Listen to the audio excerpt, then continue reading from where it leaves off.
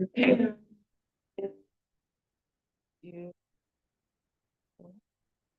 Yes. We're all set. Let's get you going. Okay. We got our dates settled. Yeah. Very good. So fancy. I love this. Okay, welcome everybody. I'll call the August 7th Finance Committee meeting to order. Is there any announcements or correspondence that you'd like to share? I have none. Oh, sorry, jumped right ahead. Attendance. We'll have everybody go around and say their names. Lisa Beck. Douglas Beck. Bobby Price. Charlie Van Maldred. And this is our first meeting for both Lisa and Doug. So thank you for joining us and welcome to the Finance Committee. Thank you. Thank you. So announcements and correspondence. We do have one announcement. Finance Committee member Julie Ectum had sent a resignation in on Monday. So she will no longer be joining us in this committee nor the Budget Committee. And we wish her the best of luck and hope that we'll be able to work with her as possible throughout the years to come. Citizens' concerns. Do we have anybody in the audience with citizens' concerns? Not online. Okay. All right, and we didn't receive any via email. So we'll go straight into new business. And we'll do a little bit of new member onboarding. So as mentioned earlier, we've got you two as our brand new members. And what I've provided with Kimmy's assistance to each of you is a little handbook of Finance Committee member information you can add to it. I don't think that I saw the ordinance in it, so we can add that The ordinance to it. not in here? Not in it. I do have it on here, so you can get that printed out and added to it. We do have a list of meetings that fall in the what we have right now is the first Thursday of the month at 2:00. Charles, I know that you have some differing schedules via the season. So if you can make sure to let us know if those work or don't work, and we can adjust accordingly. Yeah, so if they're on Thursdays, we should be okay. Because Okay. most of my teaching schedules Mondays and Wednesdays down in Eugene during the winter quarter and the spring quarter. So that as long as if we're targeting these Thursdays, first Thursday of the month, those should work for me. Yeah, Okay. those should work for me. Okay. Yeah, that's a little bit easier than what we were doing Yeah, before. for Yeah, sure. so I think this is fine as long as, again, it's your committee. It works good for me. Yeah, that's I like that's this the most time and I like this the week for it. How about for you too? Is that a good timing for you too? Okay, good. So then we have our meeting schedule set for the next year and a half or so in there. I So think that's yeah, impressive already. that is. In your binders, there are also some just reading materials from League of Oregon Cities. A lot of it is where that is coming from on information about how committees and commissions work within the local government body, how public meeting law is to be followed, what the regulations and rules are on public meeting law. As part of the meeting material, I did provide a link that was just recently sent out through the Oregon's Ethics Commission, just as an additional reminder too. And I thought it was a good timing to add it to this meeting as well. And that was on serial communications, which is important to be considering as the four of us are the members of this committee. So if we were to 3 would be a quorum. If we need another, we need one more person to make it not an even. Yeah. So don't talk shop on each other. And then that public meeting law information too, I think both in the binder and then the link that I provided really does a good job of covering the rules and regulations within that. There's a tab in there with information on just dealing with the public and our roles dealing with the public. and a few other good points. We have our budget for this fiscal year included in there. So if you haven't been able to really go through that yet, you can have it just as printed for an easy reference point, which I love to have it printed. I mean, online is nice too, but to be able to flip through and earmark or, go to is really nice. So you'll be able to have that to look at and reference throughout our work together. So I'm going to jump into a little presentation that I've given to most or all of the commissions now, and it's a good timing to do it. I'm going to share my screen really quick, and it's just a little bit about the roles and responsibilities and some of our workflow with the city and our varying commissions that we have. Let's see.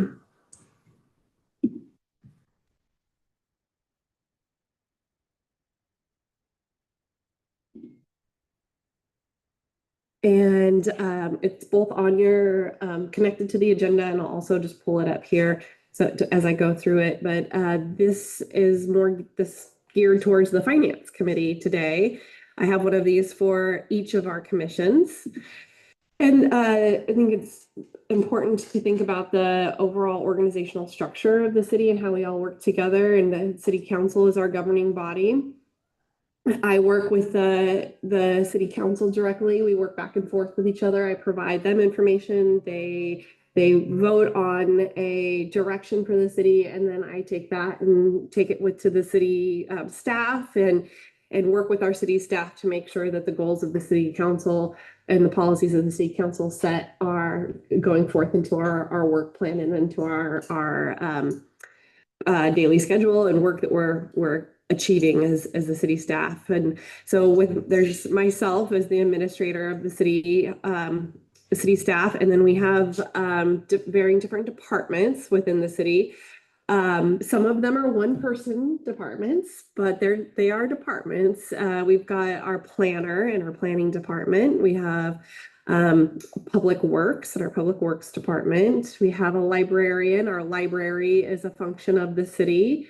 Our commons and recreation, that is she's the coordinator of the commons. That is that staff person. And we have our administration. In administration, we have recording, bookkeeping, utility billing, our city clerk, our administrative assistant, and then working directly with me, committee-wise. It's okay. There we go. Sorry about that. Is the budget committee and the finance committee. We've also really been leaning into work groups for the city, and those have been working directly with me as well, and having a staff liaison connected to those work groups as well. So an example of that is the estuary walkway project that has been spearheaded by a work group. And that work group has a staff liaison, which is our project manager of ours, Rick McClung. He's been working with that group throughout its years of projecting for that. And they report back to me on the progress that's happening. And if they make requests to me if they need to support from the city in any way to move their project forward. Another one we have going is a ADA bathroom work group. So we have some folks that are on our Parks and Commons Commission that are really design inclined and passionate. They're on the Parks and Commons Commission, so they're passionate about the commons. And they've joined in with our staff. Their staff liaison is Rosa, our commons coordinator. And so they're working together to fine tune the designs and working with me to get them to the architect and to the planning department to get our permits, and then then Rosa will take it back into bids for construction. So a good way that we can have a group of people, a group of volunteers work on a specific project together and help move the needle on the work for the city. So that those all report to me as well. And we have, each of our departments have commissions. So we've got the planning department has the planning commission that works with the planner and works with the city manager for the city council. And same with public works and streets. They work really closely in emergency preparedness as a committee that's underneath the Public Works and Streets. That's really focused on that Public Works department, working with that team, working with me, working for City Council. And same with Library and the Parks and Commons Commission. So the volunteerism that it comes through those commissions and work groups always is working directly with their staff person to make sure that they're working back and forth with each other, they're working with me, and then we're getting information that we need to get up to City Council, or City Council has made a decision, and then we will work it all the way down and use the support of our committee people to help execute some of those great goals that the council has put together this year. And this is the roles and responsibilities, just a little bit more detailed, more specific for kind of meetings and how we roll through our meetings. So the City Council, again, is the governing body for the City of Yachats, and they review and vote on the policies and the items that we recommend to them, because our committees, our commissions are advisory. And we take things, we find things, we give it to City Council then to decide on, and then we move forth with what they decide on. My role as a city manager is the chair of the Finance Committee. So I often will find things that I need help with and bring it to you guys to help, where the City Council has identified a goal and I bring it to you guys to help me execute those goals. And then I translate our City Council's goals into work plans for all of our city departments, and we share that with our commissions and evaluate where work groups would be beneficial. And for the Finance Committee, I work with our city recorder and create the agendas and meeting materials for the Finance Committee as the chair. And I'm always willing, welcoming ideas and topics. Also, if we want to talk about a good idea for the next meeting, either in a meeting setting or, hey, this came up to me, feel free to email me, or we can have a one-on-one and talk about a good idea for an upcoming meeting topic. Or if you've found information on a project that you're researching, you get that to me, and then I would get it onto the agenda to share with the commission as a whole, or the committee as a whole, excuse me. And our recorder, she's really the transmitter of all of the information for all of the city and all of the commissions and committees and everything. She makes sure that everything gets all of the places it needs to go. And she gets us a draft agenda to fill in with our meeting material. She makes sure all of the meetings are posted on the calendar or for our website, and then make sure that once we have built all of the meeting materials into the agenda, it gets out on to the agenda center, so any public members can look at it, and also the committee members can start to review it to prepare for the meeting. Also, she creates the minutes and make sure those get posted too for reviewing.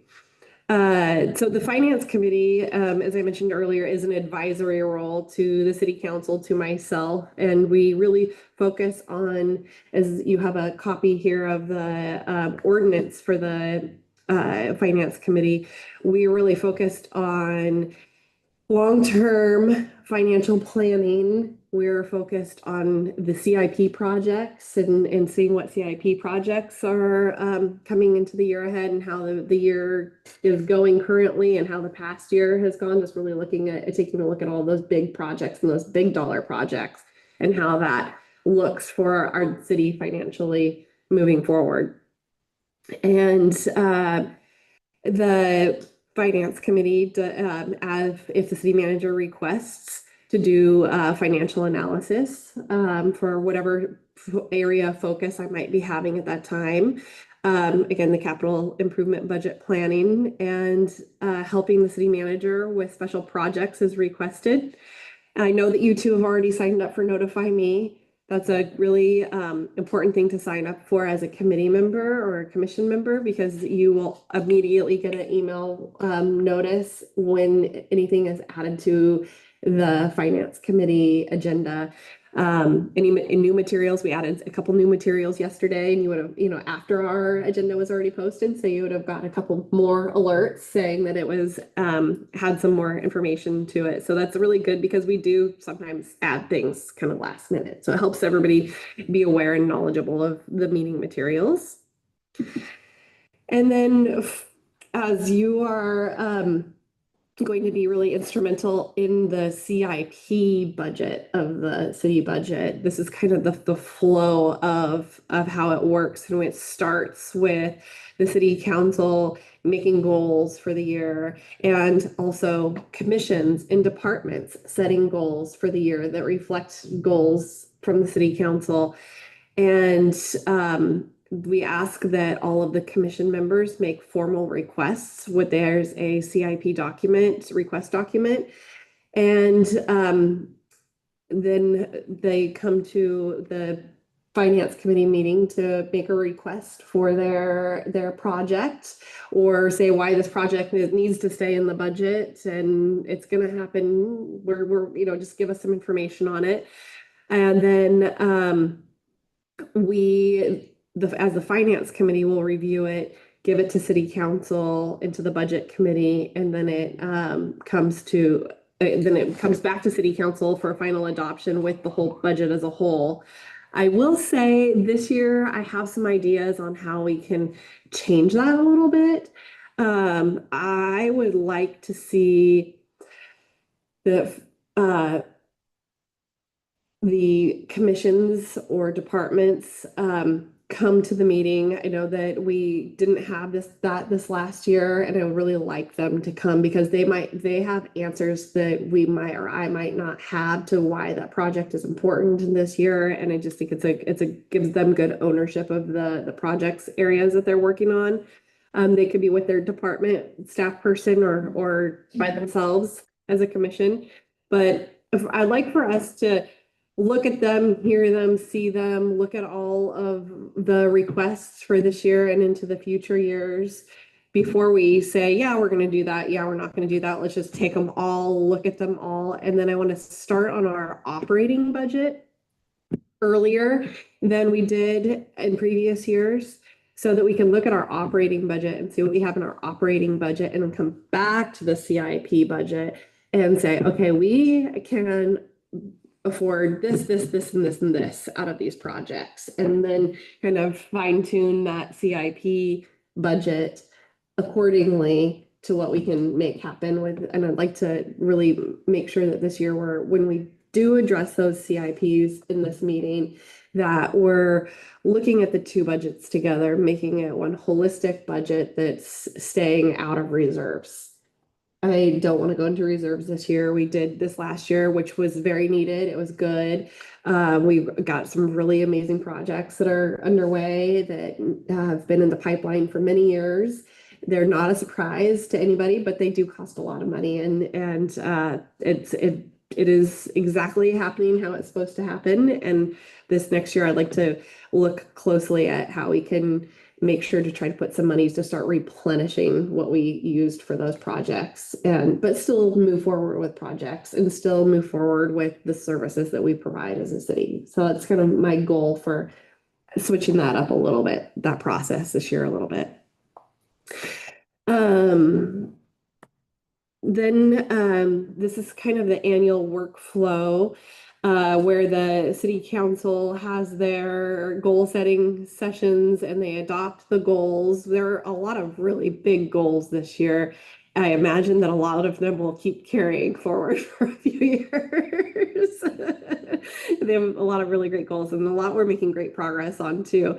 But those, after that adoption process, then the city council goals go into our I don't know why that didn't. Sorry. Our city staff's work plan. So I meet with the city staff and I go over all the city council goals, and we look at how to work that into our work plan for the year. And we identify areas where we can have commission members help us, or where committee members could form into work groups to help get some of the work done. And then we are really pushing in November this year for commissions to generate their own goals that they can recommend to city council, that the city council can look at adopting into there, so that as we make that work plan out of the city council goals, it will have incorporated some that are suggested through commissions and committees, because our commissions and committees are really are a lot of, one of the biggest benefits to them is the boots on the ground. They're the people that are talking to all of this our community members. We are too, but we're also really busy in our offices working all the time. So it's nice that our commissions and our committees are out walking around more often usually than we are, and hearing the word on the street that we can implement into our work plans. So that's kind of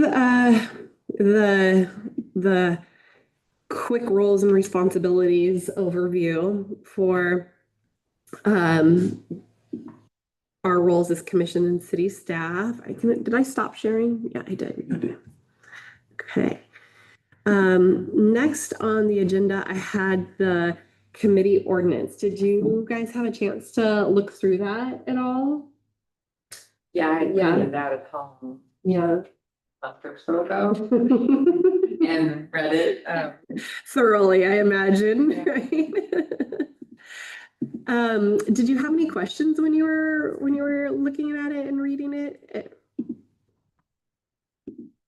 It seems it feels pretty clear to me what the roles and responsibilities are through this as well, and what the membership responsibilities are through the commission. You've been on the commission for a long time. Do you have any Well, points or I thoughts? think the thing to make sure we focus on is that we are here. The city manager, whomever that is, may not have the financial expertise, right? They may have management expertise, they may have municipal expertise, but they may not necessarily have financial process and controls expertise. And so leveraging members of the community that have that kind of experience and acting as in an advisory role and solely we don't make decisions. That's up to city council. That's elected officials that make decisions. But giving the city manager different opinions, right? And we may disagree on what the city manager may do, but it's ultimately up to the city manager to siphon what the city manager wants to bring to city council, what actions they ultimately want to take as the city manager based off of our collective wisdom, if we have any. But we don't make decisions, right? When we are going through this process of the CIP or the capital improvement planning and the projects that are associated with that, we're generally just estimating a number, right? This is not truth and beauty. This is not black numbers on white paper, right? These are just estimates. And we're also estimating as the timing of when these things are going to occur. And when we go back to 2020 to 2025, even including this year, the number of projects that actually happened, that were planned and actually happened, there's a huge gap, which created these increasing reserves over the last 5 years. And so when you look at this year, this upcoming budget year, and thinking about the projects that are moving forward, they're using some of those reserves, and there's projects that have been kind of delayed for a long period of time. So when we think about these are significant capital improvement projects, right? And we are using some reserves.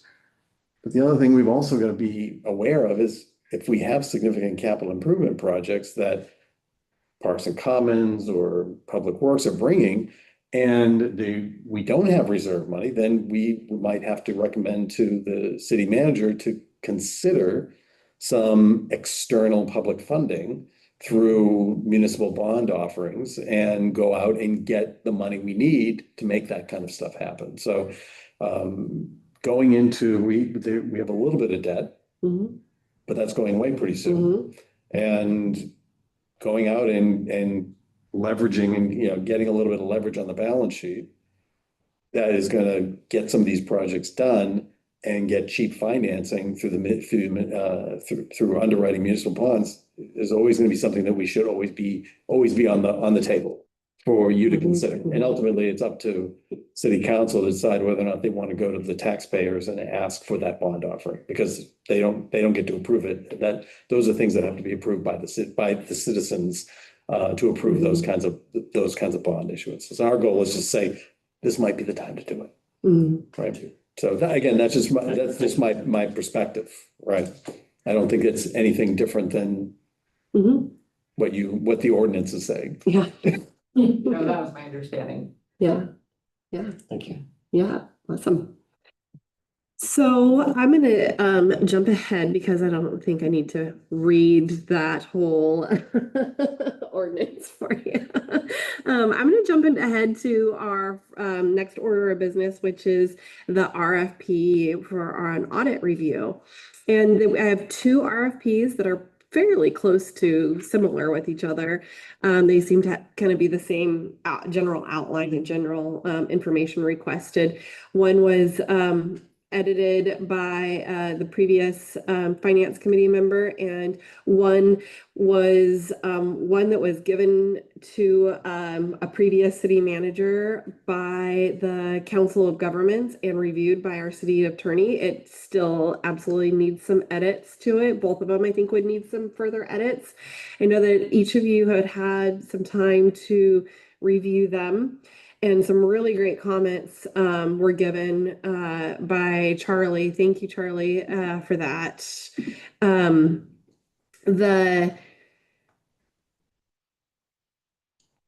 The notes that really stuck out to me were the items that we don't need, don't have. So there was like the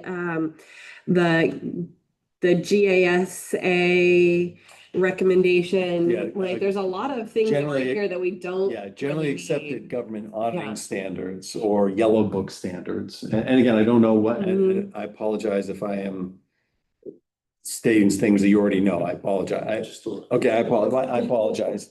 But yellow book audits Mhm. are much more extensive and require an evaluation and a review and an opinion of the internal control structure.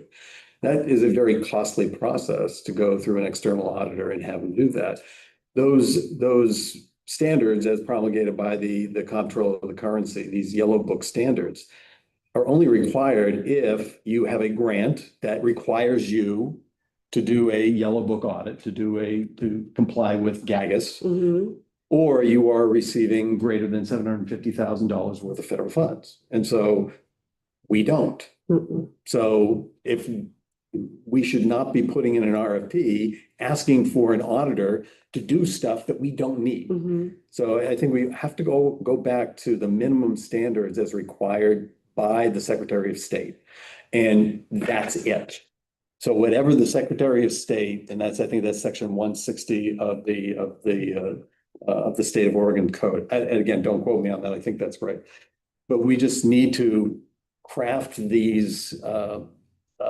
craft this RFP to meet the minimum standards. And we can actually very clearly state, without listing all of these different things, Bobby, Mhm.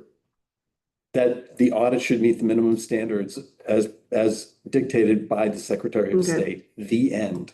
That's all I understand. And not get into, and do this, and do this, and do this, right? Just the minimum standards as required by the Secretary of State is, and the external auditors that exist here in the state of Oregon that are, that do municipal audits will understand that. Mhm. Mhm.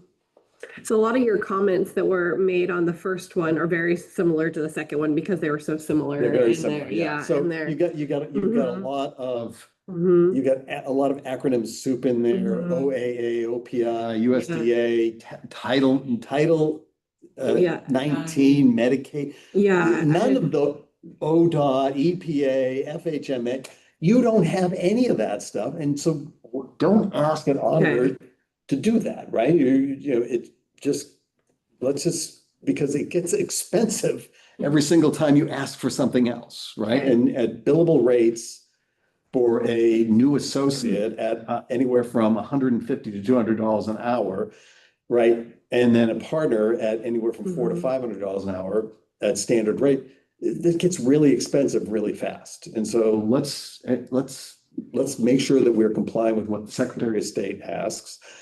If we had federal money, we'd obviously have a lot more money to spend on an audit. But we don't, and we shouldn't be asking for those kinds of things. So I think just, setting it out that we want you to issue an opinion on our financial statements and meet the minimum standards as articulated by the Secretary of State, I think that's all you really, I don't think you need to have all these things in here. Okay. I know, I was wondering, what is the Older Americans Act? Title IX of the Social Security Act, which is Medicaid, and then it was listed secondly, another another section. Yeah, I'm looking at Title XIX, I think Yeah. that's 19, isn't it? Yeah, yeah, which is Medicaid. Yeah, it's Medicaid. Why, what, And then we listed Medicaid separately on another page. Yeah. It's like, do we manage Medicaid payments? No, don't put that in an RFP. the only thing that there's the SPF is special transportation funds in Oregon. We don't have the, And I was like, this just- is the only thing I thought I had to No, ask. so if you, Yeah. and again, this is the main question I asked you. yeah. What grants do you have? Mhm. What restrictions are those grants? If those grants are asking for audits, what do they ask for an audit? And that's, again, that's a contingency of whether or not they even Mhm. ask for an audit, Mhm. because these may be grants without audits. And any funding that you're getting, so you just look at your revenue and go, we don't, Yeah. we just need to comply, we just need to have the auditor Yeah. execute the audit in accordance with generally accepted auditing standards, right? Right. Which is a much lower level, much lower bar for evaluation than GAGAS. Yeah, I think from this coming from the Council of Governments as the template from this, I think they do a lot of other types of work, and that's probably how they templated in all of those different Medicaids and stuff like that to it. We did apply for a grant that Mayor. oh, I'm just going to add, we have, I believe that we purchased the City Hall with USDA grant. And so Mhm. somehow we should just, if necessary. Well, so what is, take a look, let's look at the USDA grant. Yeah, I think it's all paid. Well, We may in the future. yeah, but if we don't have, we paid it back? I believe so. Yeah, so if there's no obligation to the USDA. Well, I guess my point was, over the 3-year period, it's possible that we could. Well, so if, Mhm. you know, you can put this in, and as new grants are received, that any requirements for additional audit work be included, Mhm. right? And knowing that if additional grants are received, our fee is gonna go up. Mhm. We did apply for a grant to the State Parks and Recreation District, and I don't know if there would be any kind of reporting or anything, so that would fit But into as of the, 2025, we have nothing, yeah, correct. right? correct. So this is an RFP for 2025 Mhm. and the next 2 years.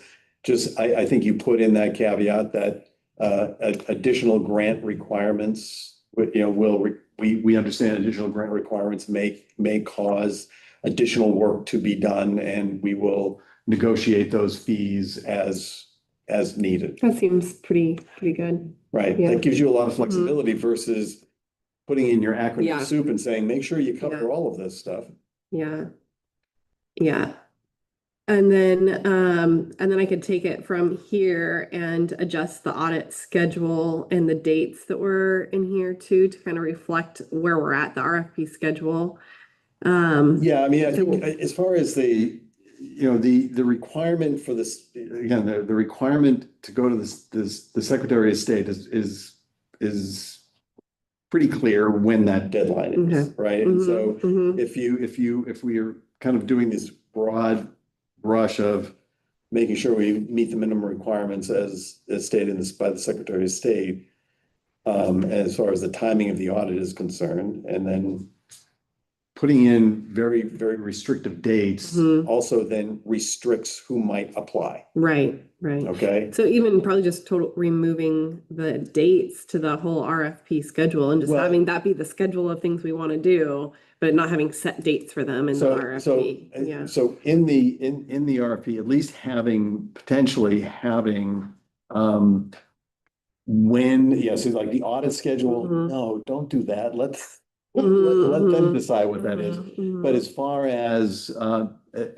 make, you can put you can put the date and when you would like the report submitted. Yeah. Right? And then allow them to figure out what's they're gonna be their timing. Because if we start saying, hey, we want you to do all the substantive testing in November and December, that may be a very busy time and a higher billable Mhm. rate during that period of time, Mhm. right? If we can get them, if they can start working, maybe not in 2025, but for 26, they can start doing some of the work in August when Mhm. there's not a lot of year-end December 31 work Mhm. going on. Mhm.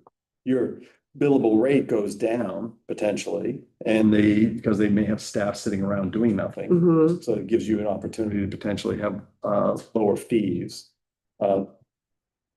But I think just say, we gotta have the report's gonna be, just present to the Mhm. finance committee or the city council by this date, Okay. right? And Yeah.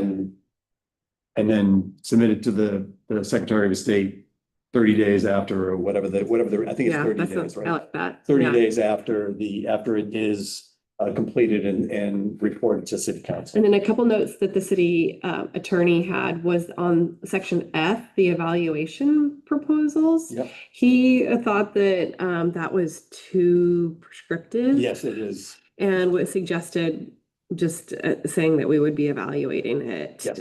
with the audit committee, finance Yes. committee, and getting rid of a lot of the Yeah. language Yeah, there this and is structure. Rating of, We'll ask, Okay. people will ask us directly, like, what are the scoring criteria? Okay. We can share it later, or we can share it up front, but we're generally gonna ask for these things. they are gonna ask for scoring criteria? Yeah, they have for the other RFPs that we posted. Interesting. The vendors.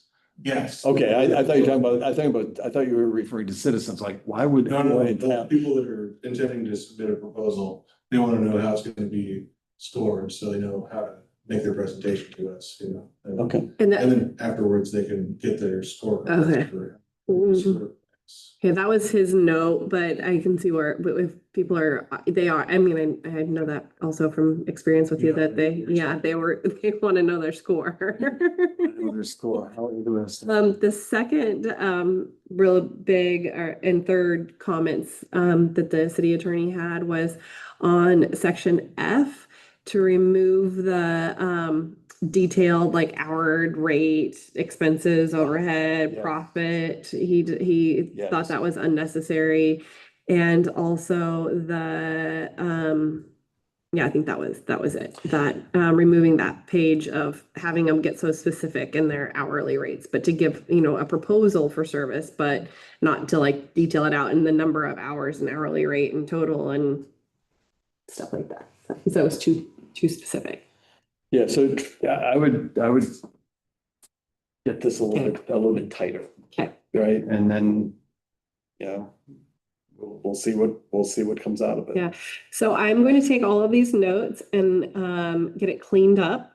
And I will send it to everybody via email to do one last little overlook, and then we'll have Neil submit it for proposals.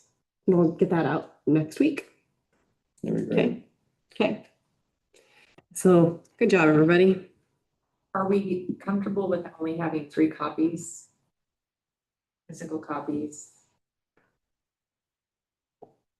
I mean, it's all electronic anyway. Yeah. Okay, Yeah. I thought it said it had to be on 8.5 by 11. Yeah, I don't think you need to do that. I mean. Yeah. That's That not was very specific. I'm using a speed binder. Yeah. No, it's just, Are they allowed, like, at the state, when we did our keys, we had to justify why we scored them. Is that similar with? I think that's the scoring criteria. Yeah. Yeah, that. They like to see notes, but we at least have to give them what everybody scored. So. They like notes though too, so. As we So go they through and can look at request, them, okay. yeah. Did either of you have any other comments on the RFP for the presentation that we the final that we'll do. I think you had mentioned the logo maybe. I was thinking. Yeah. It would be nice to have the city's logo, Yeah. our logo in the top left, and then your email. Because to have things in writing, I mean, yeah, obviously you can talk to them on the phone, but. Just having something, if it's something substantive, especially have it in, an Yeah. email chain or something. That's reproducible, Mhm. just for. The only other one, the only other thing that I had a comment on was this statement says, under no circumstance shall the city contract for more than 6 years with the same auditor or with another auditor who employs the same staff utilized by the previous auditor. I think you are really you're reducing you gotta do this every 6 years and go out, and this is a hard, this is not a, this is a hard business to get people to do this work and to come out to the coast to do this work. So I don't know if that's a city ordinance that requires that we cannot have a contractor longer than 6 years. Where is that in the, So if you look at under scope, okay, section B, I'm. yeah, okay, there you See go. it? Yeah, yeah. Mhm. I just Mhm. don't put Mhm. too many Okay. restrictions around you, right? Again, you may make a decision, what, we need another opinion. Let's get somebody else in to look at this. That's fine, but don't upfront say, after 6 years, you're out. Mhm. It does limit. Mhm. It's just, Pool, since it's- the pool may be very small to the begin pool with. is so small to begin with, right? You've got some of the small boutique firms. You've got Schwint that does a lot of municipal audits, and they're out of Milwaukee, out of the Milwaukee area. And then you've got Moss Adams that also does a lot of municipal. And as you go from those boutique firms to, say, a Schwint to a Moss Adams, you're starting to really increase your rate per hour that you're paying to get this work done. Mhm. And, what did you budget for this? Not that big. No, right? So that's the issue, right? So Yeah. you budgeted 6,000, whatever it was, right? Mhm. You're gonna see some eye-popping numbers that are gonna come through. Okay. If budget. It's a really common question. Once we post an RFP, if we don't put in there whatever it is, they're gonna call and ask repeatedly. So. I know there's some opinions that maybe we should put our budget out there because then the proposals will be right at the budget number. But If they come into the budget number, we're gonna hire them because that's dirt cheap. right, well, and our budget is public record, so they can really find out what our budget is. That's right. anyway, so Yeah. There's not really much point in trying to hide it from. No, I agree, but again, I don't know how you want to communicate that. Our budget is approved is X. But we will pay what is necessary to get this thing done. Mhm. Mhm. I think I would like to just see what people are out there have. I mean, if they ask us for it. We'll tell them, yeah. Yeah. Listen, And it's there for them to find it. Yeah. it's there for them to find it anyway. Yeah, yeah. Needs Yeah. on them. I don't want it to limit what we get for like, we Yeah, might. because they say, oh, 6,000, we're not even gonna propose. Mhm. Or We whatever, might I don't know what the miss- number Yeah, is, we but might miss yeah, they're gonna an go, opportunity it's not worth our time, right? that you don't Because- put the proposal in. Because the fee is $6,000, but the out of pocket is gonna be another Mhm. X number of dollars to have people drive out here and potentially stay overnight or Mhm. or if they have to come out and do any physical site visits. Mhm. Bobby, I don't know if now's the time that Mhm. I know this, you're gonna clean it up, but I just, in the introduction, it says. Almost toward the end of the first paragraph, it says, set of self-balancing accounts which compromise the fund's Yeah, that's assets instead of its price. So. Yeah, surprise. I didn't catch that. That's a good catch. Yeah, we don't want to compromise our fund. It's the wrong word. A lovely thing spell check will not catch because it's a real word. Nope.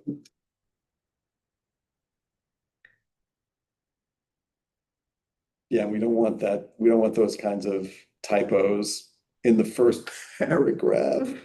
We Like, just stuck out. here come the yokels from Yachts asking for an audit. Thank you for catching that. Because spell check would have not. I didn't see that either. That's an awesome catch. Thank you. Doug, do you have any comments? Oh, that was my comment. Oh, good.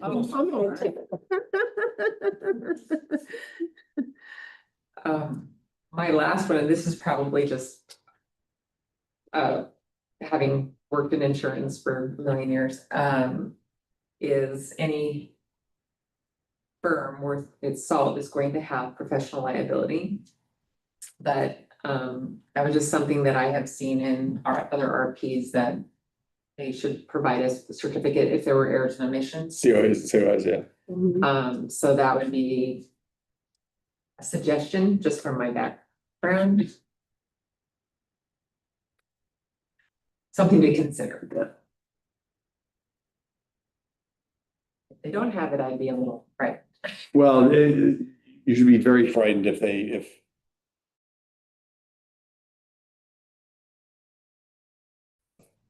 professional insurance, they'll need to have general liability because, yeah, this is a high liability business. And just to protect us in the event, Mm, and have a certificate of insurance, annually provided. Good idea, just to make sure it's still, as a former agent. Yeah. Did a lot of those. so- No, that's good. No, it's a very good. Yeah, thank you for that. Yeah. All right, so I think unless we have any more comments on the RFP, I think we've got a good action plan Yep. with this. Some Yeah. really great comments from everybody. Thank you. Neil, CIP review, the year-end review for the year. We've got a couple documents you provided for us, both the general fund CIP process and Public Works. You want to come on up? Change. Hmm. So on the spreadsheets, I've got itemized out by which fund it's a part of. So one page is the general fund, one page is public works, and then there's the categories underneath that, like streets, city hall, so on and so forth. But and then in each one of those, there's the names of the projects. And where I have them available, they have our project management code there on the left, with like 8-digit. Hold on a second, Neil. Do you want to share this? Oh, sure. Oh, sorry. Yeah, thanks. Yeah.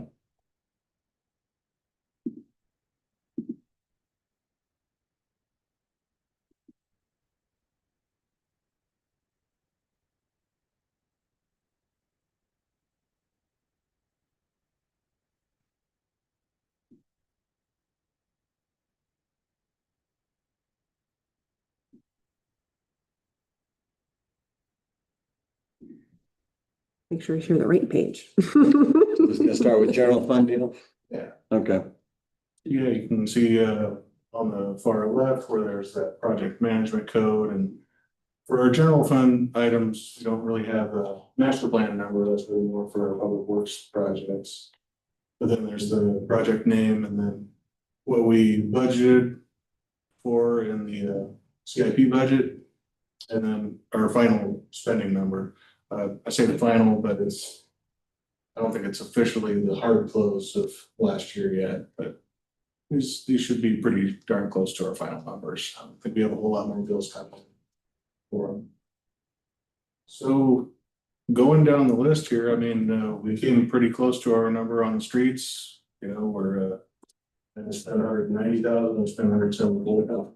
So those Gimlet gates are those not gonna get spent in 25, 26? I think that actually got done in the previous year. That's what I thought. I remember that from last year, that those were already done. Okay, Yeah, good. so I don't think we carried that forward to the next fiscal year. I think that was just.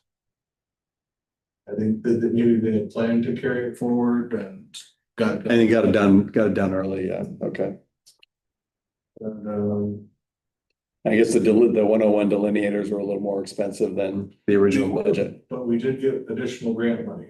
Okay. from ODOT. Yeah, because this is exclusive of what other additional revenue you got from Yeah, this, right? This is, You gotta remember that, right? This is just like, this is just spend, Yeah. not necessarily any reimbursement for any of that spend, So so. it's just budget and spend it out, so. Yeah. Yeah, good point. Thank you. Because what'd you get for the delineators as far as a reimbursement on that? I want to say it was close to 75,000. So our net out was around $4,000. Yeah, maybe if that even.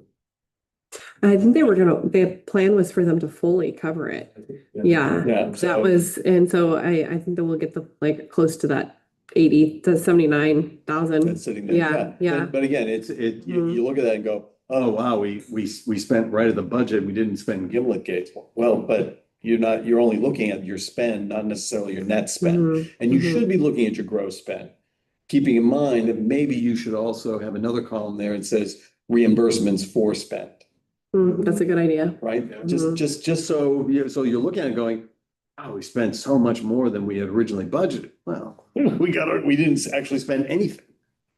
Yeah, and as somebody who is brand new to looking at this, I would have had no idea. Right. Mhm, mhm. It would be nice to have that. Yeah, and especially if we were to get any more grants coming up soon here, the one we just applied for that state one. So if we were to get that, it is a reimbursement grant. So we need to look when we do receive that and we had talked about how to account for that in our system, but then also all of the spends that are going to come out of that will be reimbursed. So we'll want to, a majority of them will be reimbursed. I think it's like we're asking for like we'll put a 20% match to the overall project cost. Yeah, Yeah, right. Yeah, because you're gonna show, I'm sure very shortly, you're gonna see this huge spend on the library project, Mhm. but there's a lot of revenue that was associated with We it, just received a check this week for $450,000 from the Friends of the Library right? to for their Yeah, contribution to so it. when you're Yeah. looking at so if a individual just looked at this, they go, oh my gosh, we're spending like crazy, but you don't have the reimbursement on this so that individuals who are looking at this absent any context will be able to say, yeah, well, we spent this much on the library, but we just got 450,000 or whatever our reimbursement was on that same amount. So Mhm. our net spend as a city, right? So you think about total spend, reimbursement, and net spend is really what individuals should be really concerned about. That's a good idea.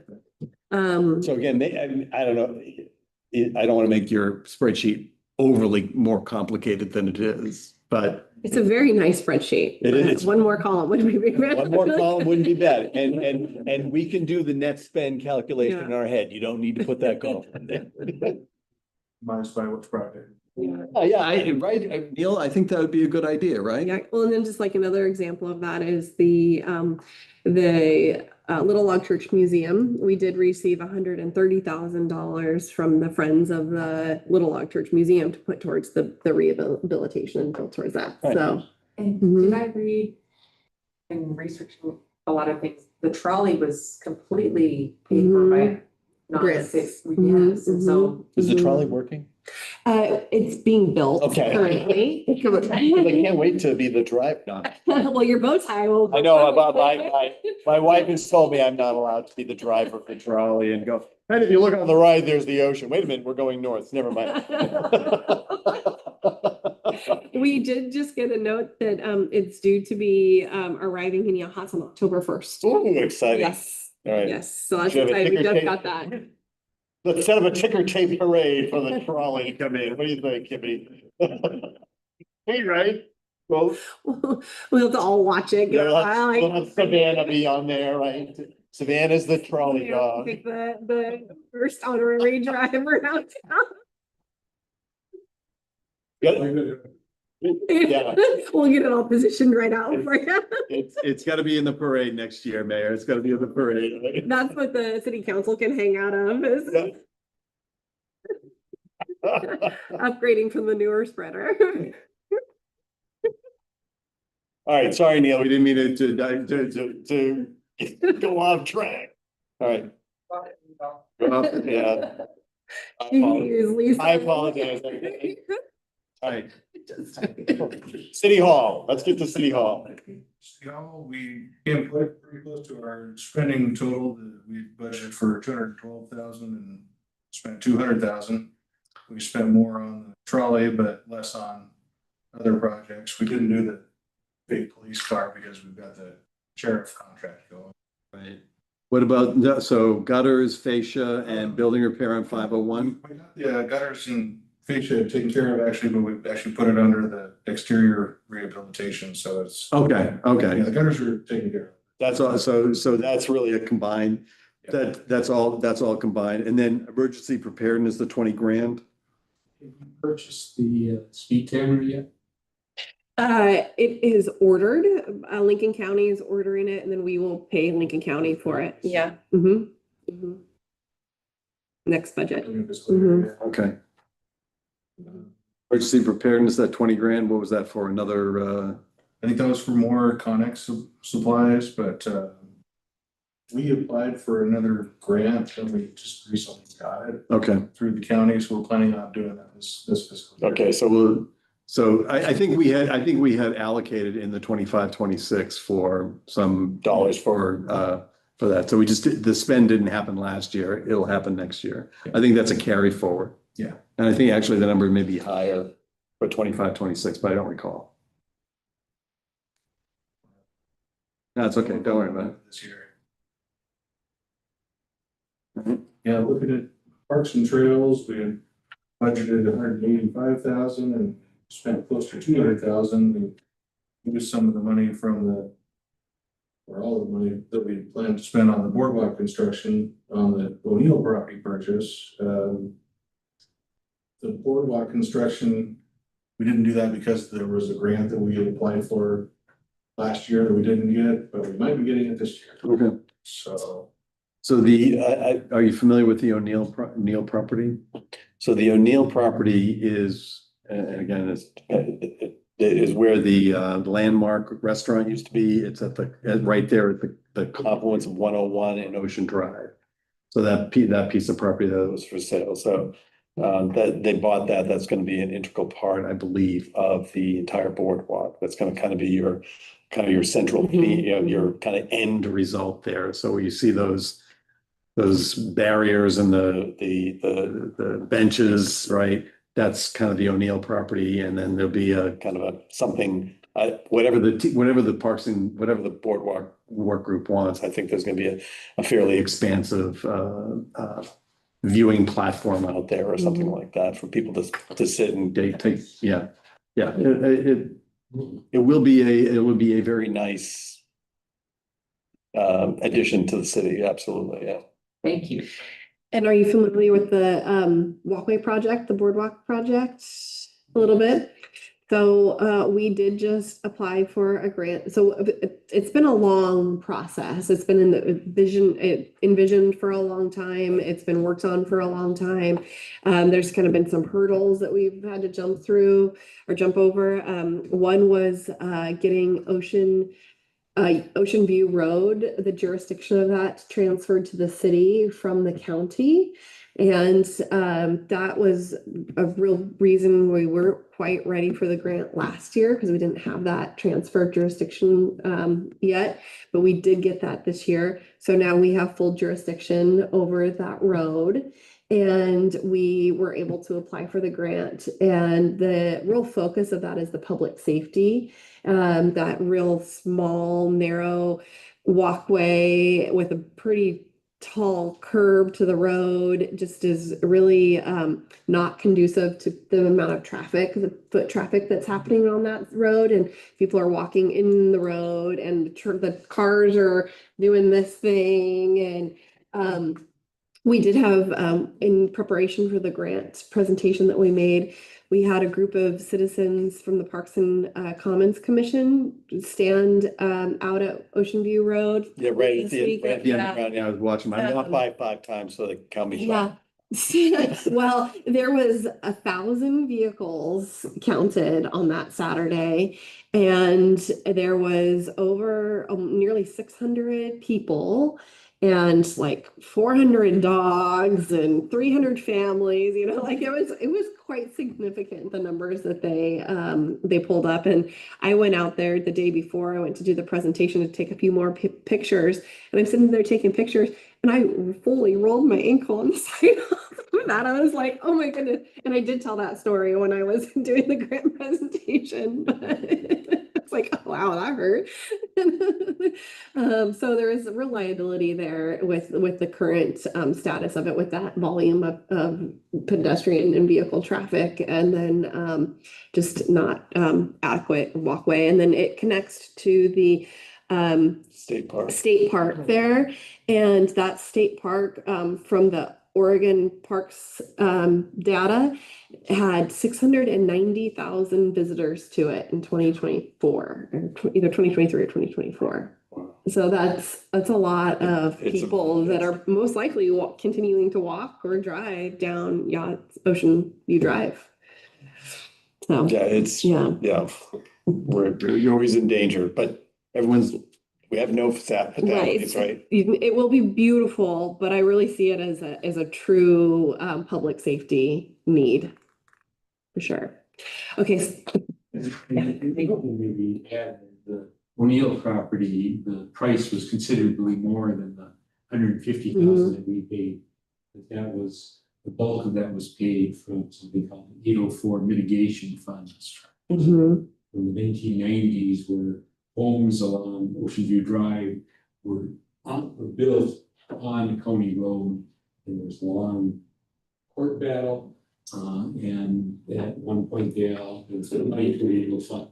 That fund had not been fully utilized. There's only 2 people left or something that were on the original committee to allocate the money, and this was the final allocation at 400-some-thousand. Yeah. So the full spend was significantly higher than that, but this was just the city's contribution to that, to be able to access that particular piece of property. Which I think is just going to be an absolute asset to the city. And I heard a quote the other day. It's, you don't get the opportunity to buy land very often, and when it comes up, you've got to take it. So I think that we did a good thing there. It was necessary. It'll have its engineering challenges. It will definitely have some challenges. We'll take it slow. It will have its engineering. Slow and steady. It will have its engineering challenges. All right, Neil, go for it. Sure. In the Commons, there's a number of projects that kind of ties into our Commons master plan that we did this year, and we didn't do a number of individual projects on here because we're kind of waiting for the grand scheme to kind of unfold with our master plan. So there's a number of these things that are going to happen in the next few years, but we kind of were waiting for their kind of come about with the master plan. There's expansions that we could be doing, and so to do work on the exterior and then expand on it, it didn't really make sense to do it in that order. So there's a few things on here that we didn't do. Any reimbursement for any of the pavilion upgrades, or was that just straight cost to us? That was all us. That's all us. Okay. Yeah, we haven't gotten any grants for that. Okay. Because everything else was deferred until after the master plan. Yeah, and I don't know if our new members have heard, but we kind of ran into some issues with the pavilion out there where we had engineering plans to get it all up to code, which was changing the way that the doors work out there. When you have a potential for a fire, you have to be able to leave the door with one easy motion, The way these sliding doors were out there, they weren't safe enough, so we had to get it up to code, and then we had some other improvements we were planning on doing. In the process of doing that, though, they found rot in the posts that support the structure, so it turned into a substantially more expensive project. And we've spent a good amount on architecture and engineering. We think we have a good plan now, but that's why we are looking at more money on that. Yeah, there's still some more money to be spent out there. This continues. Yeah, and that's actually going to be a topic on the next city council agenda is to bring all of the information to them and say, we will need to do a supplemental budget if we continue to move forward with it at just from here on out, in this year, because we did have some funds that were allocated in this last year's fiscal that didn't carry over to this year's fiscal. We had put enough in this year's fiscal to match last year's fiscal to make it happen, but we didn't get to the project in the last fiscal, so that money didn't roll over into this budget. So we would have to do a supplemental budget to be able to execute the work for the year. So we'll take all of that information to them and let them decide if they'd like us to keep moving forward with it in this year or plan for it in the next fiscal year at the rate that the work would probably happen, because we will have to go out to bid. We will have to have the timing of the weather right. I imagine we wouldn't start construction until at least spring anyways. So waiting a few more months to the next budget might be something that they want to consider, or they will maybe want to just keep moving ahead with all of that stuff now so they can start construction. So we will take all of that to them to our next city council meeting here on the 20th. And Tom was always good. Tom Lorenzen was a previous fight, and he always explained the supplemental budget process to me, and I always forgot. Right, so can you explain the supplemental budget? What that is, and is a supplemental budget, are we moving things just within these funds? It's just the general fund, or is it an additional request? Yep, so a supplemental budget is needed if an expense is going to be 10% more than expected in that fund that lives in, and that would, if we were to complete this, it would take us over 10% of what we're budgeted for this year. And In the general fund? in the general general fund, or the general fund of the CIPs. Yep. And we know we're gonna spend it, so you need to do the supplemental budget before you know you're gonna spend the money, and it would come out of our reserves to fund the project. So Tom always did a great job explaining that to me, right? Yes. Yeah, because moving money, so we got X number of budgeted CIPs in the general fund. If moving it around between streets versus city hall versus parks and trails, you don't need a supplemental budget for that, right? You need a supplemental budget approval when you're going to spend more than that 10% that was originally budgeted in the CIP. So there's a difference between kind of reallocating, which you are well within your right to do and power to do, versus getting additional funds committed and having the elected officials actually approve that. Yeah, and there are times within the budget that we might say, well, let's not do this project and put that little extra money towards this project so we can make sure that project is done fully. So there is some of that reallocation that happens within the fund throughout the year. Yeah, but that reallocation doesn't require a supplemental budget. Right. These are just generally guidelines. And so we that's why I asked Neil, where's that spend? Oh, it's really here, which is fine. And that's okay. Yeah. And then library. Library's coming along really well. We Looks came great. really close to our budgeted number there. A little bit higher, but our general fund total was pretty close to on track. Kind of hard with a $1.3 million project that's split between 2 fiscal years. Right. Know exactly where every dollar is going to come in at, but we came pretty darn close to what we planned for. And this in that 550, was that net spend, or was that going to be our spend? That was our spend. We got our new revenue that came in this fiscal year. That's the current fiscal year. Going to be Yeah, in it's 25, 26. yeah. Yeah. Mhm. Okay. Yeah, so I can show that on the next. Yeah, again, just always be thinking about what, again, just what additional funds, and make sure the additional funds are, if we had 24, 25 funds, make sure they're in the 24, 25 versus the 25, 26. So. Yeah, we didn't receive that till 25, 26. Yeah. So that definitely goes into 25, 26. The Little Log Church rehabilitation, we spent a decent amount more than we had planned to. We spent more than half of our total contract with the. We had originally put in the CIP budget of only 100,000 for last fiscal year, and then the bulk of it in this next fiscal year, but we spent more last year, we'll spend next. Less this year, yeah. But again, a million four, 1,000,006 versus 1,006,7, that's not bad. We're like 30,000. Yeah. Yeah, 32,000, so.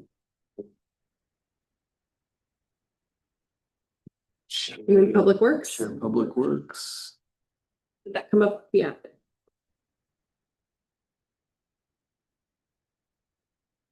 For these, I can't speak to a whole lot of the specifics of why they didn't do, for instance, the SCADA upgrade, but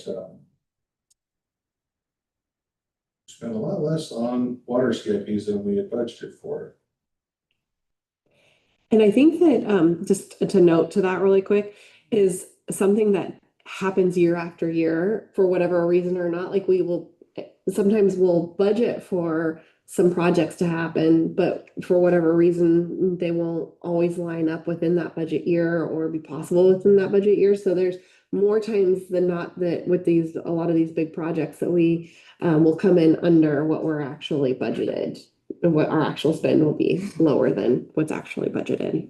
And what we'll do, so this upcoming year, when we get to February, January, February, we start looking at, depending on your time, depending on the timeline, we'll make a decision or recommend to the city manager that we carry forward some of these projects that are not going to get done in 25, 26 into 26, 27. Right. And so there's a number of these things like the SCADA upgrades, et cetera, and the water plant clarifier. I think those things got carried forward into 25, 26. So those will be in, those are already scheduled into the next year's budget. Mhm. It's not like they're dropping off into, No, they still got to get it done, right? It's not like, oh, we don't need that anymore. No, we need it. especially if you're. Rick McClung was we need that. So So like the Reedy Creek raw water, like that is some of that's moving over into this next year too. And especially if they have a master plan number, like those things are, they're not going away, they're getting done. yeah, Mhm. yeah, exactly. Another person fiscal year. Mhm. Property acquisition, that. We have that property up there now. And that property is called the Edmonds property, and it's just right bordering our water plant.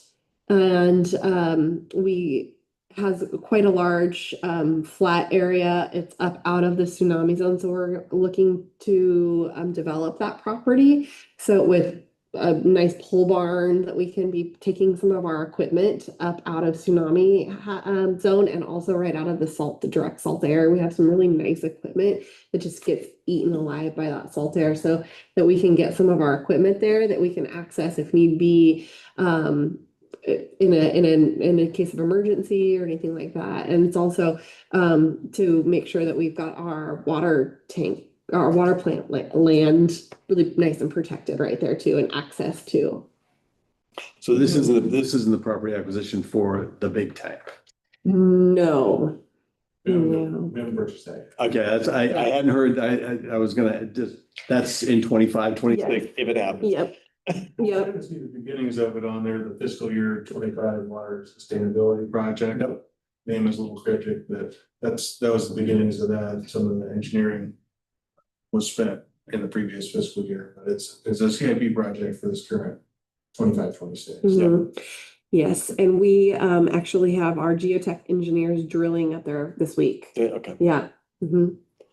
I mean, that will be an interest, that, again, whatever, you just gotta make a good decision on Yeah. that. But the ability to get your main water supply out of a tsunami zone would be, Yeah. would be a good thing for Yeah. the longevity. And so, you know, we spent a lot of time on, or historically, we've spent a lot of time on water and wastewater. There's kind of you gotta make sure you got good water or all of our property values sink to zero, right? So you gotta make sure that and businesses leave, et cetera. So there's a lot of energy spent on making sure that we have these kinds of projects. And we got people like Rick McClung who do a great job. They Mhm. really you know, in my experience with him, he knows what's going on. He's lived these facilities for a long, long time, so. And if you didn't see, we put a little video with Rick McClung yesterday touring the water supplies on our City of Yachats Facebook page yesterday. Oh, okay. Yeah, yes. McClung, you famous devil, you. It also is on our YouTube channel. Oh, very fancy. Look at you Yeah, go. I understand now why people are asking me, how much longer till you retire? That's pretty old. Oh, don't do that. Thanks for that, Rick. It was good. So, No problem. I think I saw just before I came into this meeting that it had over 700 views already. everybody in town's looked at it.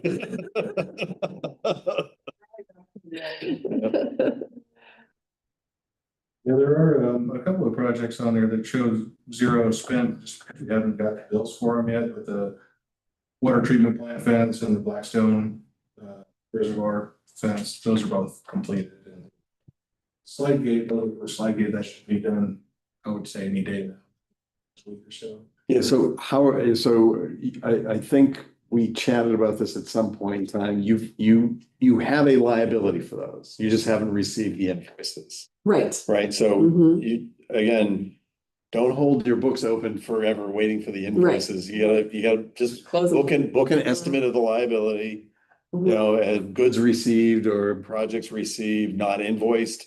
Get the liability up there, record the expense, and then when the actual expenditure comes in, Okay. you can make that adjustment Agreed. in the subsequent fiscal year. But don't hold your year open waiting for bills to come in August, September, because we just, if you want the auditor to get in here Mhm. early Yeah. to review your financial statements, so you can put your financial statements together by the end of July, hand them over to the auditor, go audit these things, right? What questions do you have? Get it done as quickly as you possibly can. Again, this is the goal for the 25-26 audit, Mhm. not this audit, Right. but the 25-26 audit. Get it done.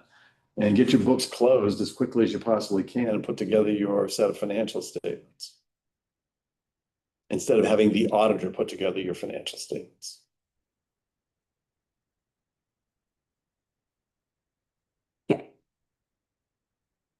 Big one on there was the East Second Street Phase 3. Yeah. That's got carried forward to this current fiscal. Okay, that didn't get that, yeah, okay, It's gone out for bids. okay, Don't know the start date, but should be fairly soon. okay. Going down to wastewater. We budgeted $1,099,000 and we spent $760,000, so pretty close. Are there any unreceived bills on any of this stuff, both wastewater and water? Well, I don't think so. Okay, that's I think good. we're pretty good. That's good. But even if you, Mhm. so if you, in the future, right, again, this is for you to consider. If you have an estimate of what you think that invoice is gonna be, sure.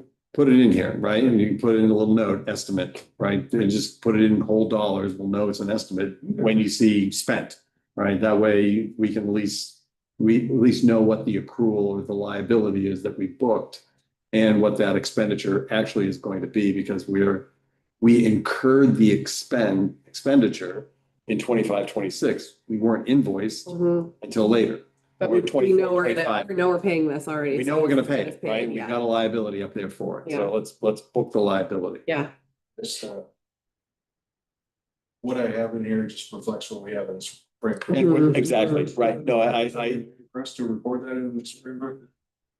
well, I'll leave that to the Springbrook experts. Sure. Yeah, we can talk, we'll talk about that. I don't want to be an expert in your accounting system,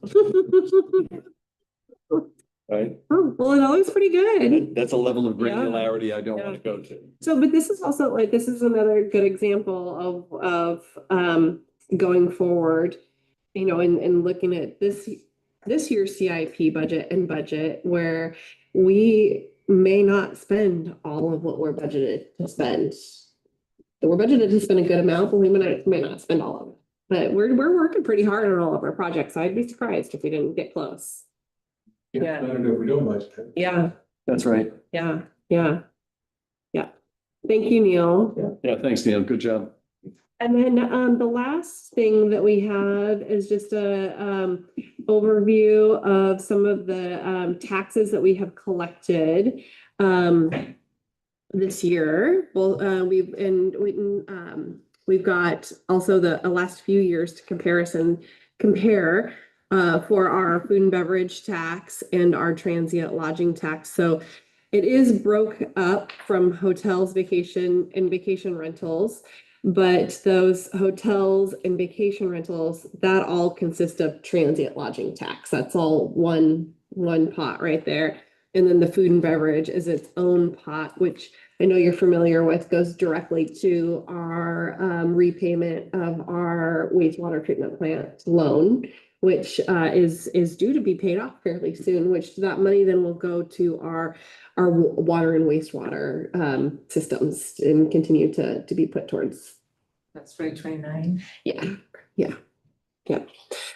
So looking at this, we have two spreadsheets. One is separated out in fiscal year, so it divides the calendar year, and then she also has provided the calendar year also, so you can see a little bit of the first couple quarters in 2025 when you look at it as the calendar year. And both ways you can see that we are doing well. We are collecting more than we have collected each previous year. I was looking at the both food and beverage and transient lodging tax for the fiscal year 24-25 and just comparing to what we had budgeted for. And we are up $62,000 in our transient lodging tax from what we had budgeted. And we are up $60,000 in food and beverage from what we had budgeted. So we did come in higher than what we had budgeted last year. We did go into this next fiscal year budgeting even lower than we budgeted this year, not knowing what the sentiment of people was doing with how they were spending their money and how they were traveling and expendable funds would be going this year. But if you do look into 2025, in the calendar year report, in the first two quarters, we are doing still better than we have done in previous years in those same first two quarters. So things are still happening and still going well. So I think that sets us up for looking like we're still doing okay in this calendar year. Now some of this is also a function of just inflationary pressures on prices, right? Because it's a percentage on whatever the inflationary value of food, as well as any inflation you had in room rates as well. I will point out, I love seeing this, that the vacation rental numbers, because we made recommendation of the finance committee to make changes to the vacation rentals. And now, right, and again, you're gonna have to remind me what change we made, because I'm old, I forget things. But we started charging vacation rentals like businesses. So their water rates changed, right? And a lot of these vacation rentals that people were holding on to them just to hold on to them so no one would use them as a vacation rental because we're limited to licenses. They handed in their licenses and you reissue them. And you can see we're bringing in people who are actually doing vacation rentals, and we're getting more revenue off of that. So and my guess is we're also getting more water fees off of the ones that are retaining their vacation rentals, because they should be treated as a commercial enterprise versus, even if it's their own home, it's still a vacation rental. So their water rates are now treated as a commercial enterprise. So by kind of messing with the water rates, we see some increases in vacation rentals as well. So, and that's been a outcome that we want. definitely wanted. We had wrestled from the time I started with how to rewrite our code to make sure that these people couldn't just hold on to these license, but not necessarily say that, which like maybe write in a fine for not renting it or reporting your any tax collections, or we had wrestled with a lot of different ways we could put it out there to try to get people to hand over their licenses if they weren't going to be actually utilizing their licenses.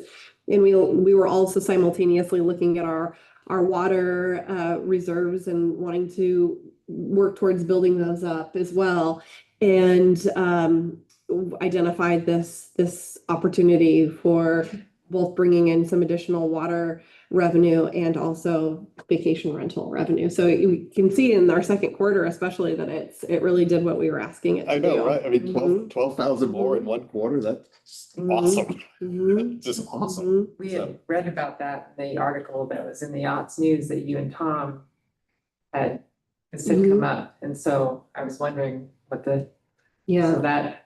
Yeah, I, $350 a year fee, and that was it, and they were just sitting empty. and they were sitting empty, and I mean, listen, you can't do that. I mean, that's untapped revenue for the city. I mean, we gave you the right to do this, and now we're getting no benefit out of it. So, we're gonna give it to somebody else who is gonna give it that benefit, and if you don't want it, then you should hand it in, and you got, how many handed it in, Kim? Give me. Oh, gosh. I think it was 13. Yeah, it was more than 10. Yeah. Yeah, Yeah, it's 15 or so, Mhm. but they're steadily, even the ones that are holding on to them still, they're still steadily dropping off one by one. yeah, They're realizing that it's not worth it. it's not worth it, right? Because they're paying, and now we gotta change them back to a regular residential water rate. Yeah. Okay. Yeah. Well, first, thank you for the finance committee for making that recommendation, spot on. It's about $600 a year Yeah. that you pay in addition. If you have a business that you can't afford $600 over a year, probably not gonna be in business for you.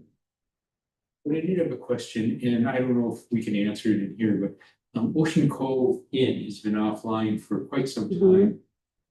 They're creeping towards getting going again. Was that ever a substantial contribution to our vacation rental? I don't know how many units they've got, 8, 10 units or something. I can do some investigation on it, but wouldn't want to answer that in a public forum. I could definitely look to, yeah. Is there anything we can do to help? Mhm. Finish the project? I did reach out and left a message, but hadn't heard anything back to them, but I will find out what their contributions have been. And if we're missing out on a substantial amount. Yeah, it's slightly unsightly, given where it is, but more importantly, it's revenue tracking.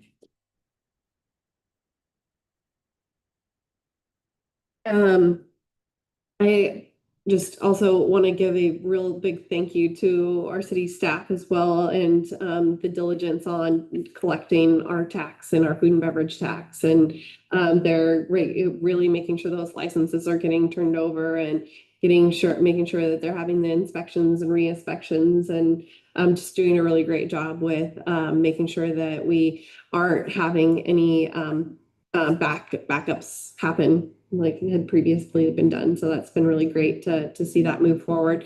And on that note, I think my next project after we get this RFP and the audit going is I would really like to be doing some evaluations of processes with the city and how we are collecting our revenue and how our expenses and our income kind of processes are going, and just do a little bit on making sure that we are having, if we can identify any way to streamline the processes, make sure that we are, evaluating any kind of risk or risk mitigation. My idea, I haven't done a process evaluation before, so this will be a new project for me, but guess is that I would really just like to identify the areas that to evaluate and then start data collecting on those points with the different staff people who are working in those areas, just noting each step of the way what they're doing, and then evaluating after we look at their, interviews with them and having them note all of the processes they're doing, then evaluate that process and see where we can identify at least a streamline and ensure that resources are being Yeah, I used mean, properly. It's a good idea to get a lot of the stuff documented if it's not already documented, Mhm. or at least update the documentation, because again, if something ever happened to Kimmy, right, there's a lot of knowledge. I mean, I'm very serious. There's a lot of knowledge Mhm. in that person's head that Mhm. goes out the door, and you making sure that these processes are documented Mhm. and potentially just draw some pretty pictures, put some flow charts together, right? Mhm. Just put some flow charts together, figure out where the pain points are in the process, and figure out how we can lower the pain points. You don't want to eliminate all the pain. You want to take a little bit of risk, but you don't want to have too much risk, right? So you don't want to back up the dump truck Mhm. and put a lot of controls on it, because then it gets even more costly than it was in the first place. So trying to get that nice balance, and I've had the opportunity to do this a couple of times in my old career. And I'd love to be part of it.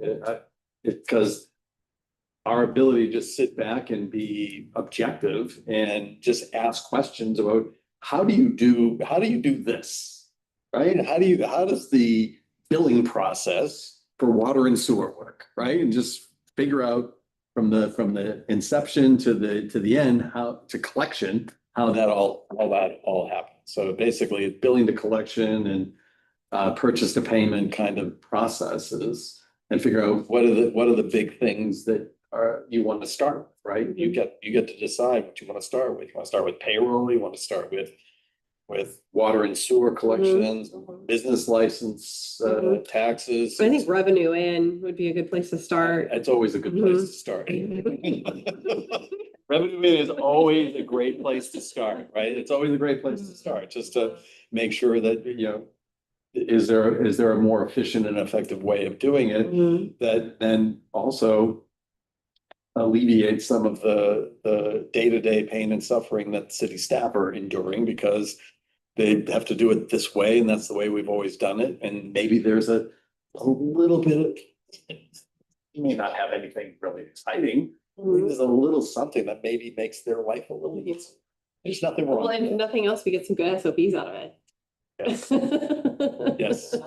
Standard for- Standard operating procedure. Yeah. Yeah, SOP. Yeah, she thought you meant SOP. Yeah. Get some good SOPs out of this. That's all. Yeah, but yeah, to be able to have documentation that you can then say, okay, we just hired somebody. This is how we do this, and then allow that individual to go, okay, I can do that job. So my thought is just start with asking each of the staff to kind of just document their process from start to finish of with each of the points that they bring in. If it's a license, or if it's a utility bill, or if it's a tax payment, and then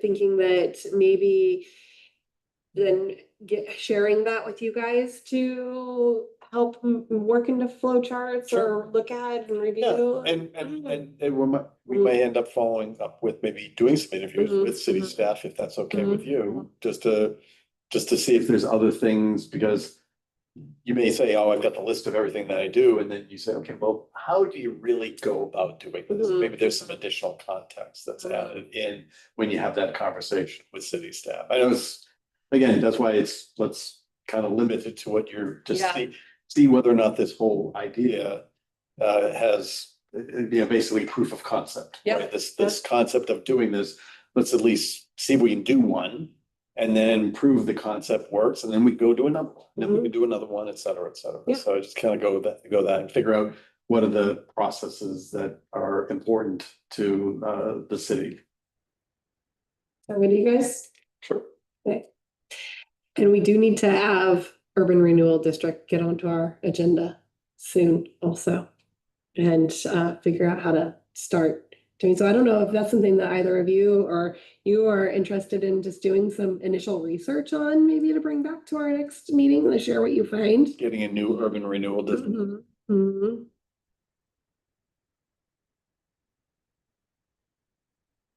Yeah, make sure that in the RFP, because we do need an audit for the urban renewal district, the RD. That's in the RFP, but to make sure that doesn't go away. Because you need two reports, one on the basic financial statements and one on the urban renewal district.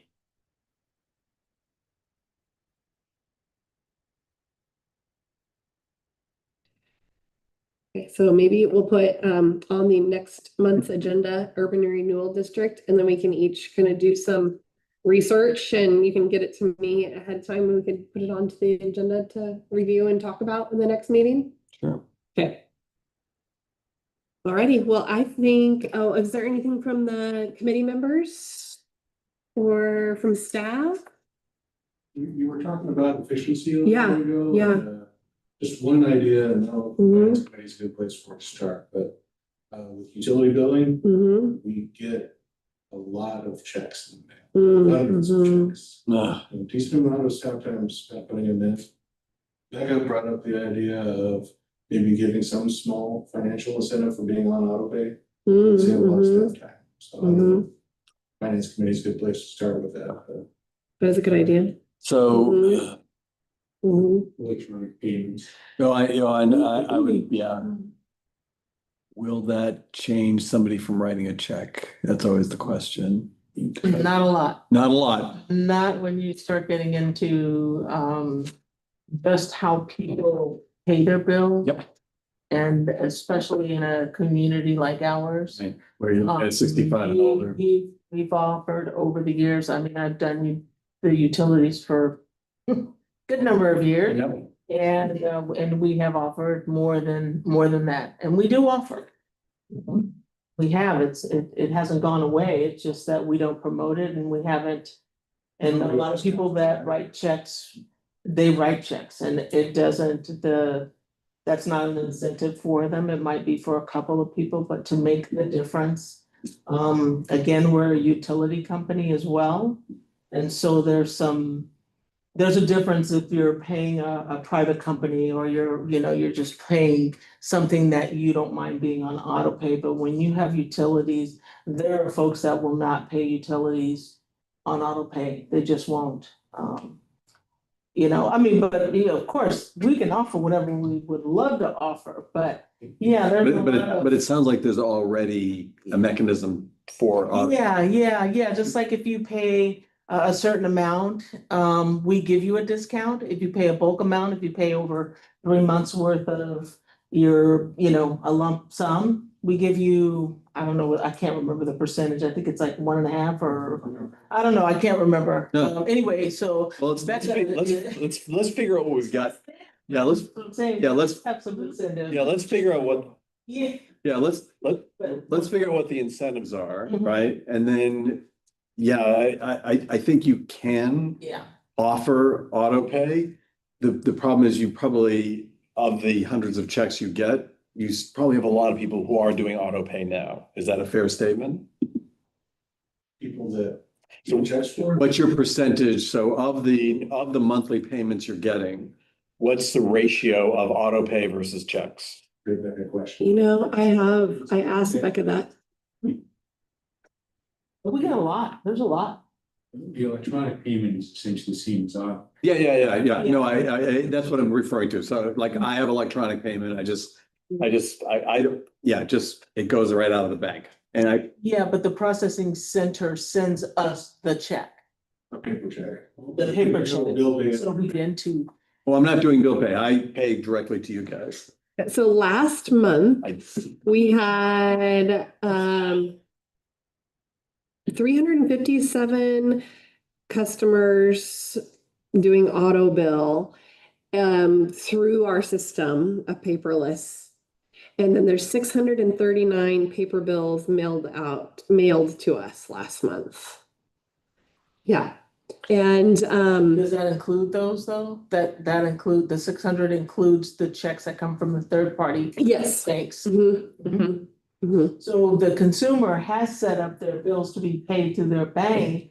So when Make they, it any easier for us though. it doesn't make it easier for the city because the paper check actually arrives, no matter what bank it comes from the same third party company from 9 different banks, but then they come all in one envelope.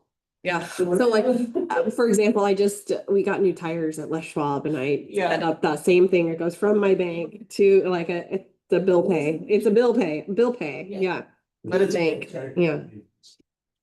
Credit card payments don't come, it's not a check that comes. No, so if it's a credit card, then it comes and we just batch it out and that's better.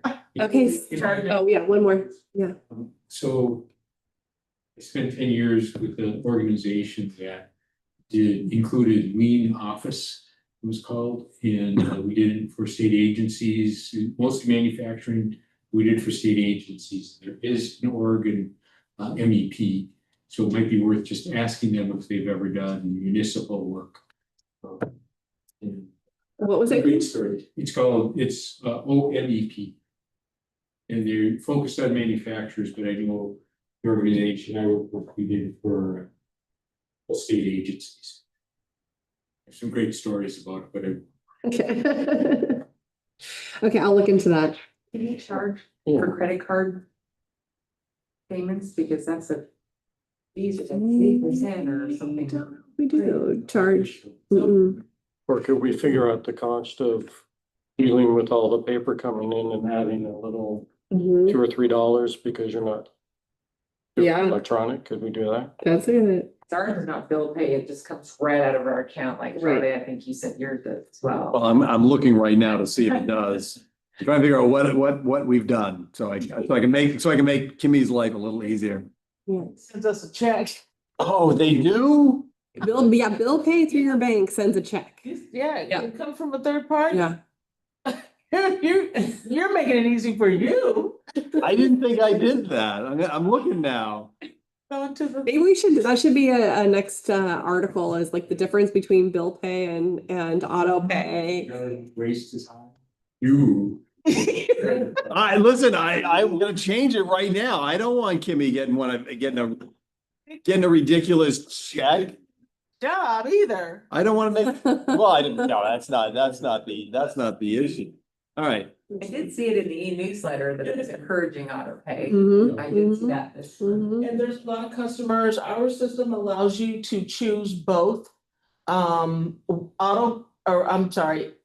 To get your bill in the mail and or online. And there's a lot of folks that have them coming both because they do not live here full time. But they still want their newsletter in paper and not necessarily online. So my suggestion was to offer one or the other so that this consumer has to to choose. And I don't know that has changed because it was a benefit from the software company and it was just the option that was available. And that's what's in our system. It wasn't something we could have turned off. back Okay, then. so this is my bill.